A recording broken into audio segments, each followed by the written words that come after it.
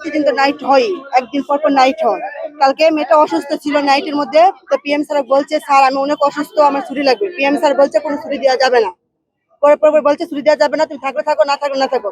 মেয়েটা পর পর লগে লগে মেশিনে বইছে, মেশিনে বই অজ্ঞান হয়ে গেছে, অজ্ঞানে মেশিনের মধ্যে মারা গেছে।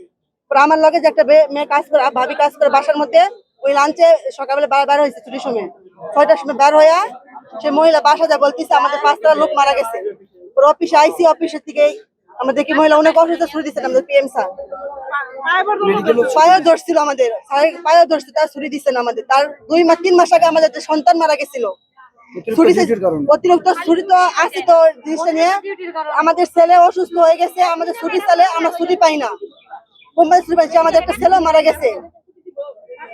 কোম্পানি আমাদের বলেছে 8টা 10টা ছুটি হইব, লগে তো ব্লিডিং ছুটি হয় প্রতিদিন 12টা নাইট।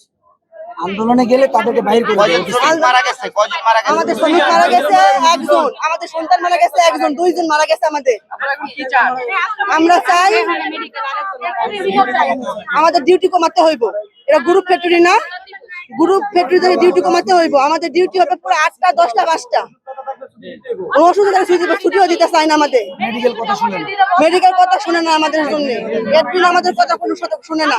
চাকরি করলে বা না করলো, আমাদের একটা ভাইক এমন ভাবে মারছে, মাইরা তার মেডিকেল তো দিছেই, টাকা হয়ে তাকে এলাকা সারিয়ে দিছে, এলাকা সারিয়ে দিছে। এমন হবে মারছে ভাইকে। ভিতরে কি আপনাদেরকে টর্চার করে? অবশ্যই টর্চার করে। ছুটি চালে আমাদের ছুটি দেয় না, কাম করলে কর, না করলে না কর। মাদার চুত বাইন চুত বকা দেয়, এসব বকা দিতে আমরা কিছু করি না।